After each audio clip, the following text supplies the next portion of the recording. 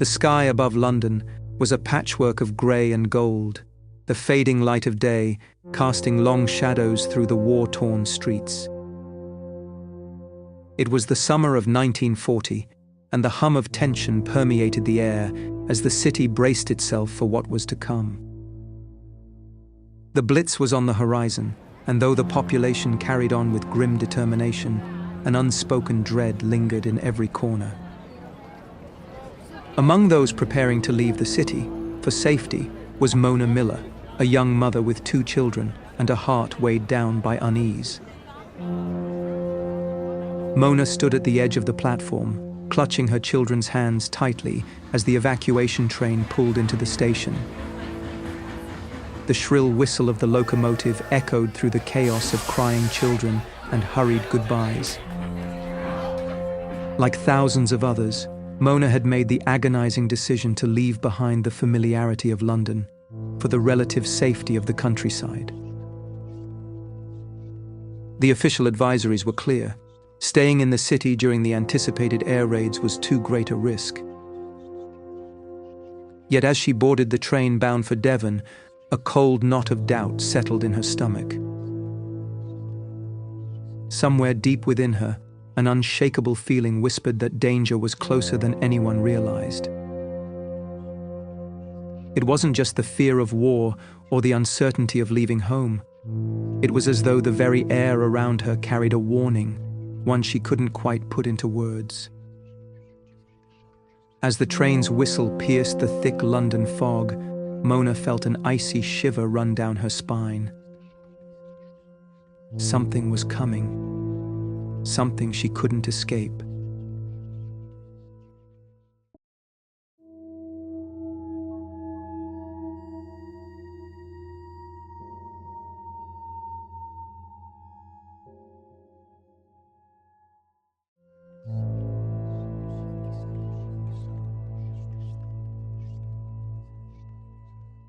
The train journey was long, the rhythmic clatter of wheels on the tracks blending with the muted chatter of other evacuees. Mona gazed out of the grimy window, watching the cityscape gradually give way to fields and hedgerows. The children, sensing her unease, remained unusually quiet, their small hands grasping hers as though seeking reassurance. As the train slowed to a stop in Babbacombe, the scene outside seemed almost surreal in its tranquility. A soft mist hung over the village, diffusing the morning sunlight into a golden haze. The station itself was modest, its whitewashed stone walls and flower boxes, a stark contrast to the grey monotony of London. Villagers had gathered to welcome the evacuees, their smiles warm but tinged with an unspoken sadness. Mona felt the knot in her stomach tighten as she stepped onto the platform, her children clinging to her skirt. The village was a picturesque coastal town, its charm almost theatrical in its perfection. Narrow lanes wound between quaint cottages, adorned with climbing roses and ivy. The house assigned to Mona and her children was small but comfortable, resting on the edge of the village with a view of the sea.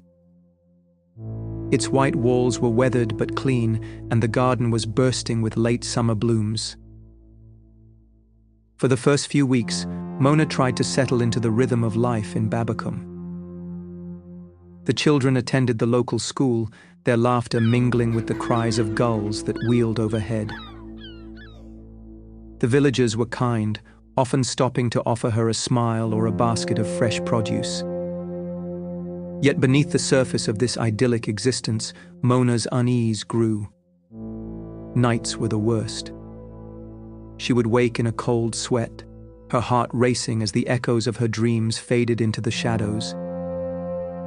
The visions were always the same: collapsing buildings, suffocating smoke, the distant wail of sirens. And always, the voice whispering, "You are in the wrong place." By the 4th month, Mona's anxiety had become impossible to ignore. She found herself pacing the small living room, her thoughts a whirlwind of doubt and fear.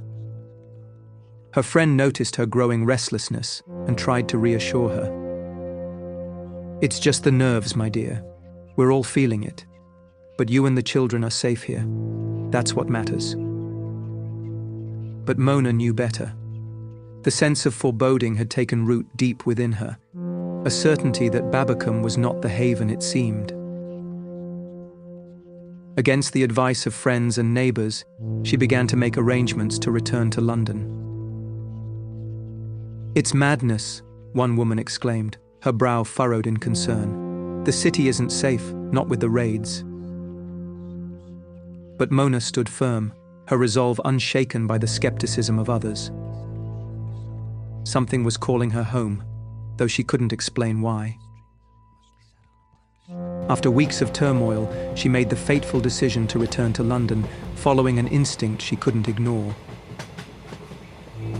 The journey back was fraught with second-guessing. The children dozed fitfully on the train, their small faces lit by the flickering lamplight. Mona stared out of the window, her reflection a ghostly figure superimposed on the passing countryside. Had she made a terrible mistake? The questions plagued her, but deep down, a quiet certainty told her she had done the right thing. That night in Babbacombe, the skies darkened in a way that no one had anticipated.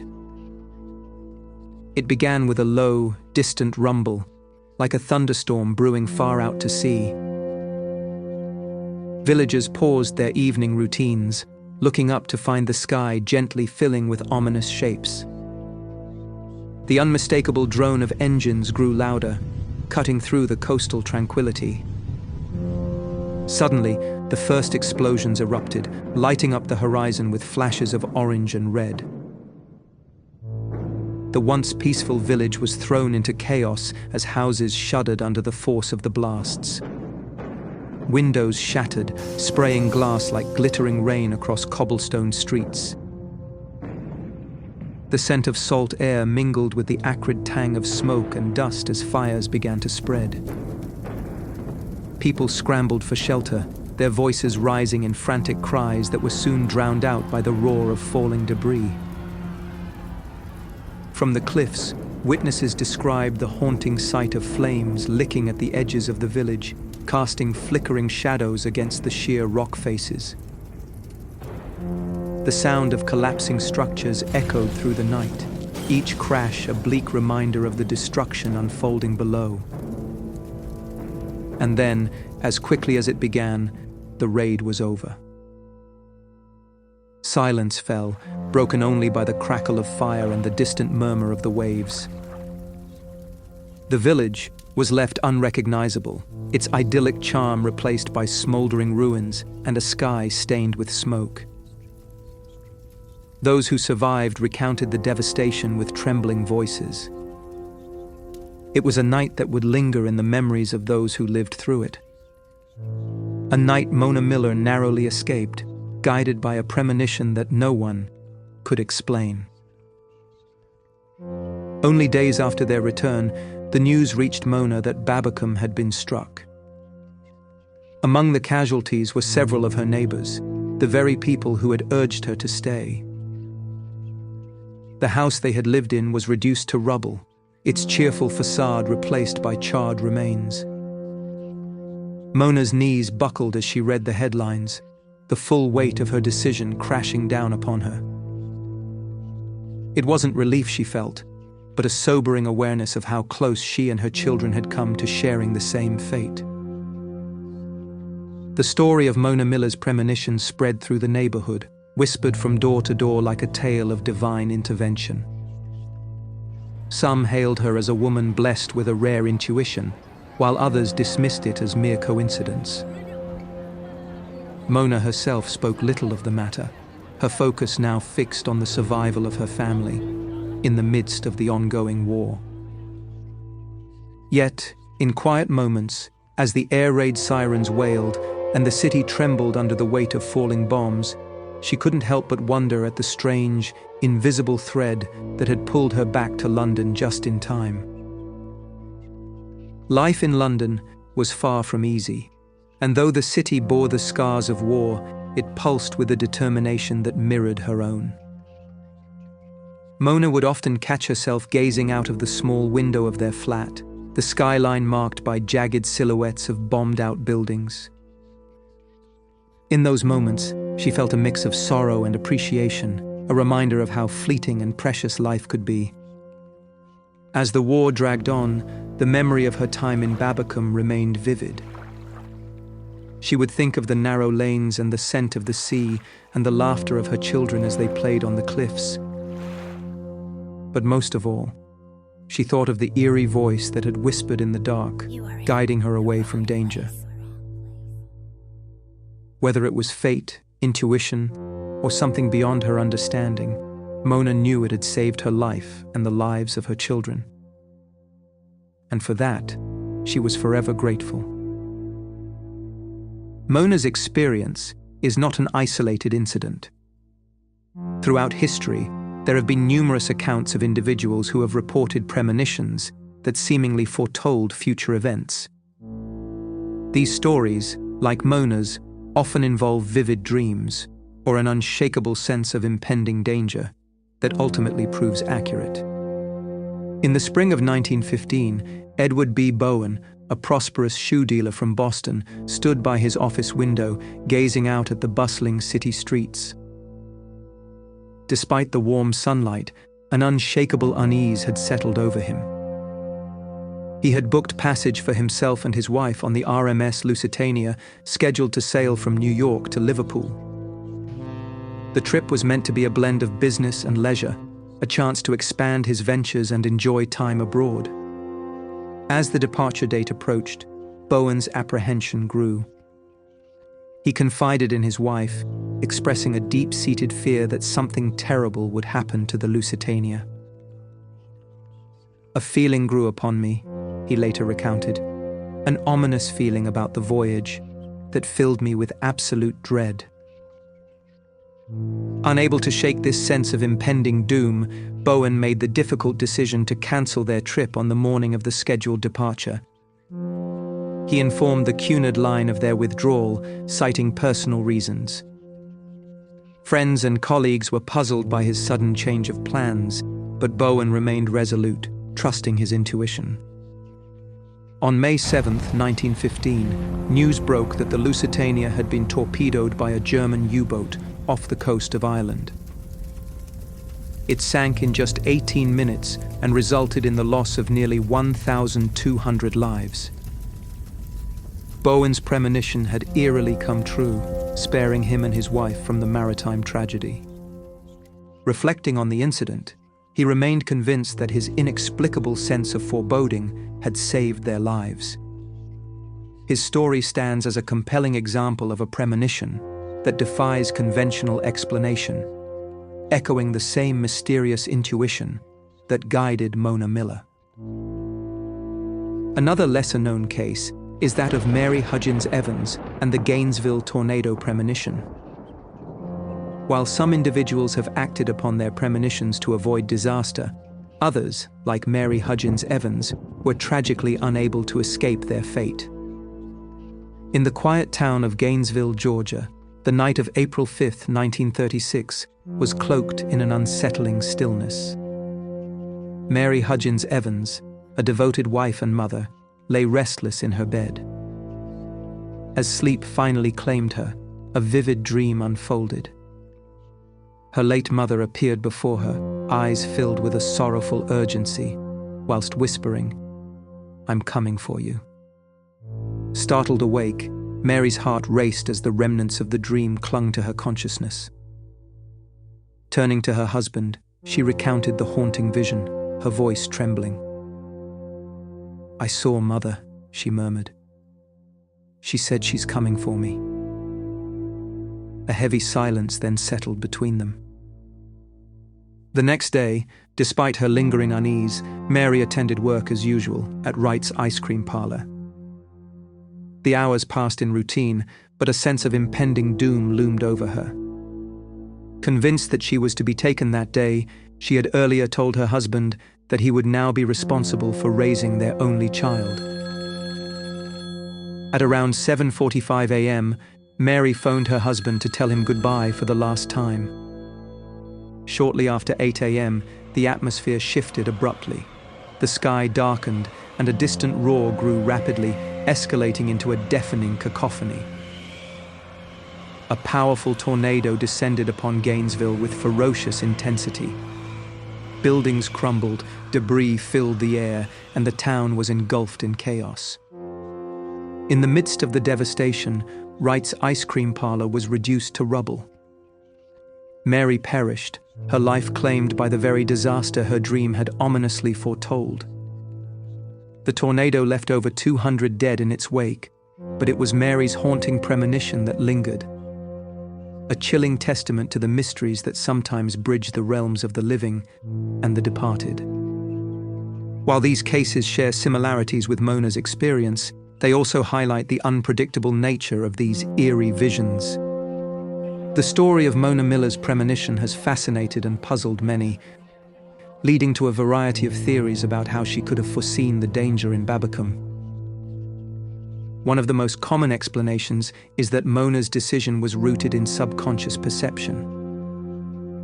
Psychologists suggest that her unease could have stemmed from subtle cues, such as changes in news reports, the mood of the local community, or even her own observations of the war's progression, that her mind processed without her consciously realizing it.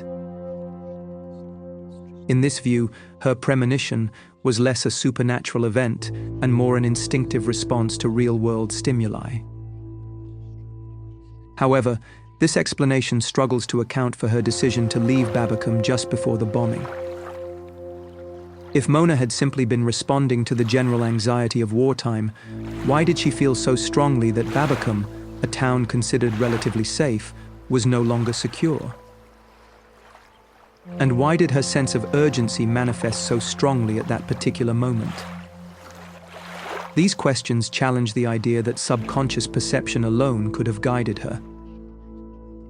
Skeptics often argue that Mona's escape was nothing more than a fortunate coincidence. In a time of widespread fear and upheaval, it's possible that many people felt uneasy or decided to move. And Mona's story simply stands out because of the tragic outcome in Babbacombe. The human mind, they argue, has a tendency to attribute meaning to random events, especially when those events are emotionally charged. Yet, countering this view is the precise timing of her decision. Mona had been in Babbacombe for months without incident, and her departure came just before the bombing. The odds of such a lucky choice coinciding with such a catastrophic event seem improbably slim, leaving room for doubt in the purely coincidental nature of her actions. For those open to the idea of the extraordinary, Mona's experience is often cited as an example of extrasensory perception or genuine premonition. Supporters of this theory argue that her vivid dreams and unshakable sense of foreboding suggest she accessed information beyond ordinary human perception. They point to similar stories from wartime and other historical events, where individuals claim to have premonitions that saved their lives. Skeptics of ESP argue that such claims are impossible to verify scientifically and are often the result of selective memory or retroactive interpretation. However, Mona's story, documented by those who knew her and corroborated by the timing of the bombing, offers a compelling challenge to these criticisms. Her actions were not based on hindsight. She acted decisively before the tragedy occurred, guided by nothing more than a feeling she could not explain. Another perspective, rooted in spirituality, is that Mona's premonition was a form of divine intervention or an example of fate at work. For some, her experience is a testament to the mysterious ways in which higher powers can guide and protect individuals. This explanation aligns with cultural and religious beliefs that view premonitions as messages or warnings from a divine source. While doubters may dismiss this view as unprovable, it remains difficult to ignore the profound impact of such beliefs on those who lived through the events. Mona herself never claimed divine guidance, but the timing and nature of her decision continue to inspire reflection on the possibility of forces beyond human understanding. The strange tale of Mona Miller's Premonition remains an enduring mystery, one that invites both skepticism and wonder.